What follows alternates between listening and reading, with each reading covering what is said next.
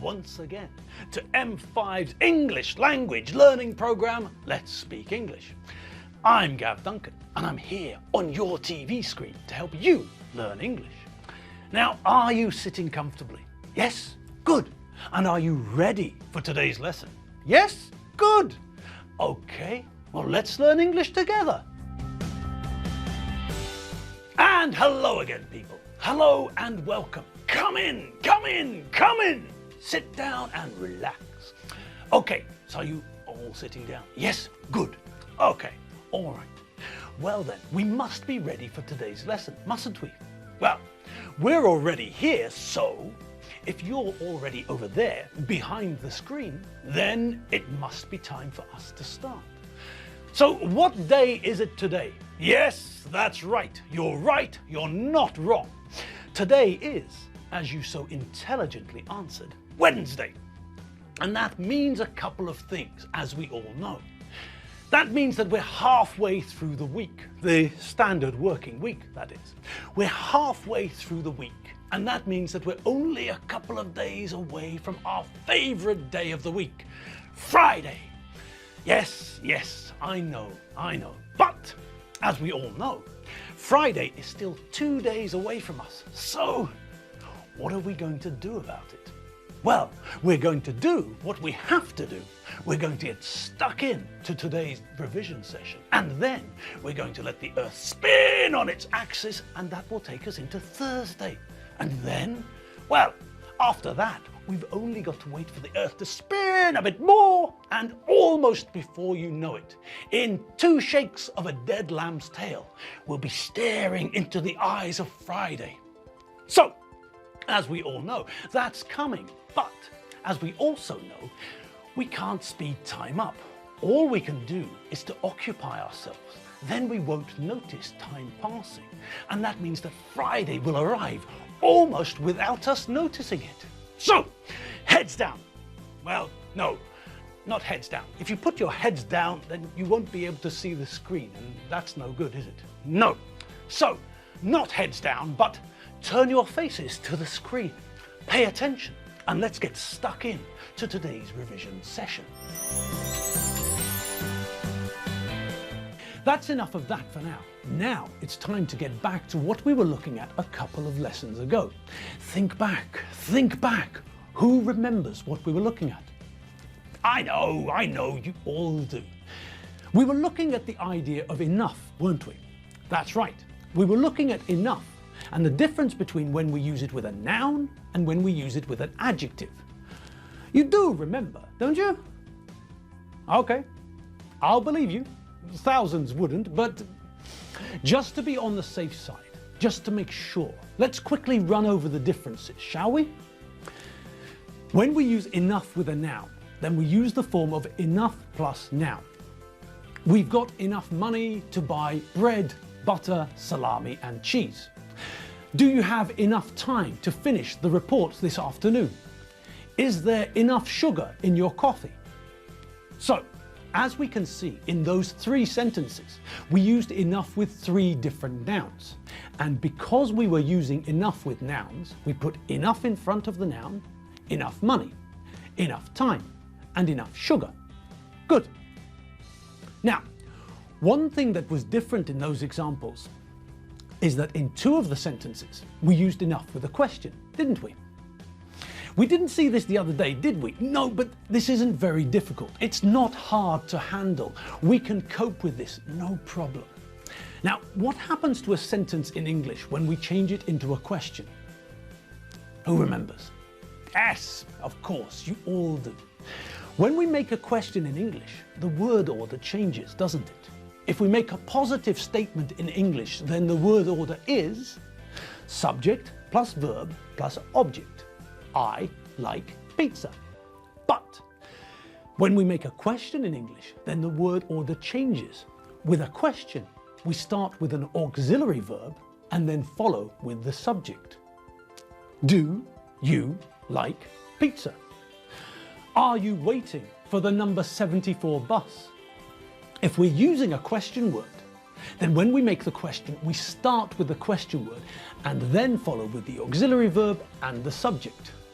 What do you want for dinner? When are they going on holiday? Okay, so far so good, no? Yes, we've all seen this before and, well, it's not rocket science, is it?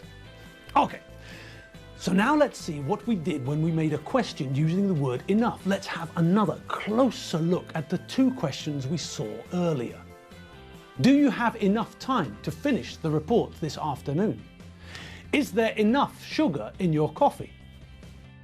Okay, so let's have a look at the first question first. Do you have enough time? Blah, blah, blah. Well, is there anything difficult about this question? No. It's a question in the present simple tense, using have to talk about possession, which means that we're using the verb to do as the auxiliary verb. In the present simple, we use the verb to do, correctly conjugated, as an auxiliary verb when we make negatives and ask questions. The only place where we have to be a little bit careful is where? Yes, that's right. We have to pay attention to the third person singular form. That's where the verb to do changes form.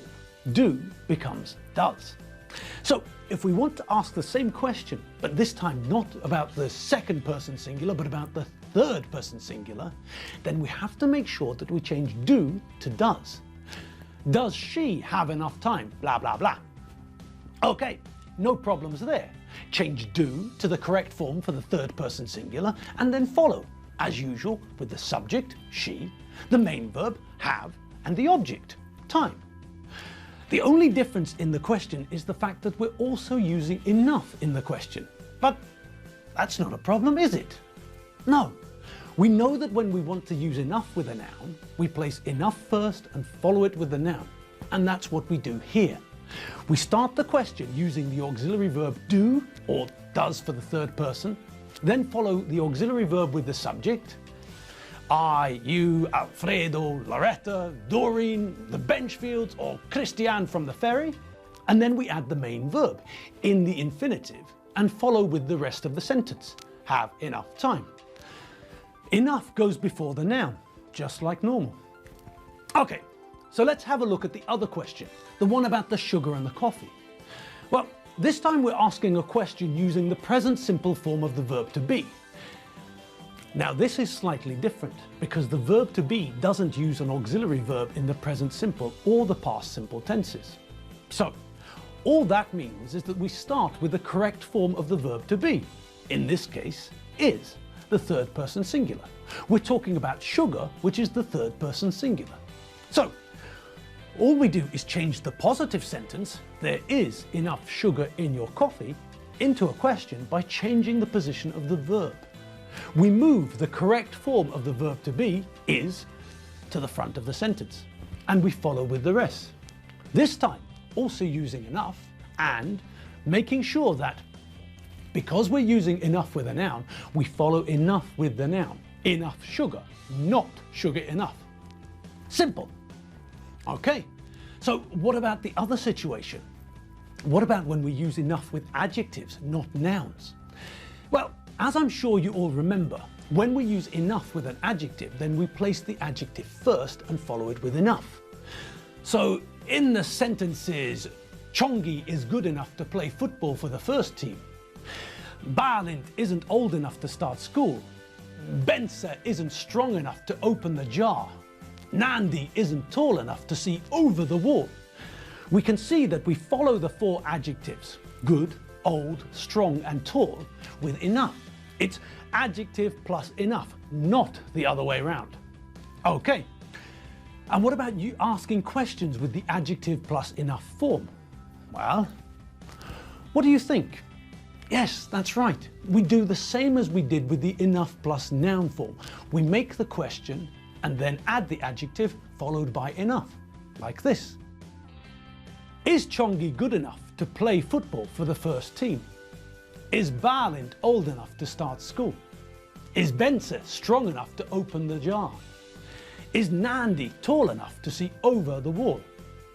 So, how did we turn those sentences into questions? Well, we took the correct form of the verb to be, and in all of these examples we use the third person singular, which means that we need is. and we started the sentence with is. The verb comes before the subject. In positive sentences, we follow the pattern of subject plus verb plus object. But in questions, we change the positions of the subject and the verb. It becomes verb plus subject. Now, did you all note that in the original examples, we used the negative form? I'm sure you did, and it's not a problem, is it? No. All we had to do, as you can all see, is add the word not. That word we always see when we're making a negative sentence to the verb. He is becomes he is not. And because we all prefer the abbreviated version, because we all like the short version more, we abbreviated is not to isn't. Simple. Okay, time for some practice. Have a look at the following sentences and complete them so that enough is in the right place. Before the noun, if the sentence is using a noun, and after the adjective, if the sentence uses an adjective. As usual, let's do the first one together, okay? Balint want be a sumo wrestler, but he be not fat enough. Balint wants to be a sumo wrestler, but he's not fat enough. Okay, so we know what Balint wants. He wants to be a sumo wrestler. Great, but there's a problem. Sumo wrestlers are fat. Really, really fat. Look at the guy on the right of this photo. So, we know that this part of the sentence is negative. We're talking about the fact that Balint is too slim. He's too thin. He doesn't weigh 300 kilos. So that means that he's not fat enough. And we're talking about Balint using the present simple form of the verb to be, which means that we have to conjugate the verb. He is. And when we add the negative, the word not, to the equation, then we get he's not. Also, we're using the word enough with an adjective, which means that we place the adjective before enough. Right then, let's put all of that together, shall we? Balint wants to be a sumo wrestler, but he's not fat enough. And that's all the time that we've got for you today. Yes, the Earth has spun a little bit more on its axis, about 15 degrees according to the brainy people on the internet. And that means that we're getting closer every minute to our favorite day. Okay, but before we get there, we've got another revision lesson to look at. So I'll see you all tomorrow for Thursday's revision lesson and we'll take it from there, okay? All right, now just remember that we pronounce nation as nation, but when we change from the noun to the adjective, the pronunciation also changes. Nation, the noun, becomes national, the adjective. That's an important change because we don't want to sound silly and talk about international organizations, do we? No. We know that we can talk about the Hungarian nation, but when we're talking about a football match between Scotland and Hungary, for example, we're talking about an international football match, not an international football match. The United Nations is not an international organization. No, don't be silly. The pronunciation is national and international. So that means that the UN is an international organization. Don't forget. All right, that's all from us here in the studio, so I'm off home for a coffee. And you lot? Well, there's the dog, the cat, and the parrot. They all need love and attention. And if you're lucky, there might be an international football match on the telly. All right, people, I'll see you all tomorrow. Have fun, enjoy yourselves, check out the website, and remember, it's nation, but national. Never, never, ever national, and it's international. Never, never, ever international. Remember that. You don't want to sound silly now, do you? No. All right. See you tomorrow. Have fun. Bye.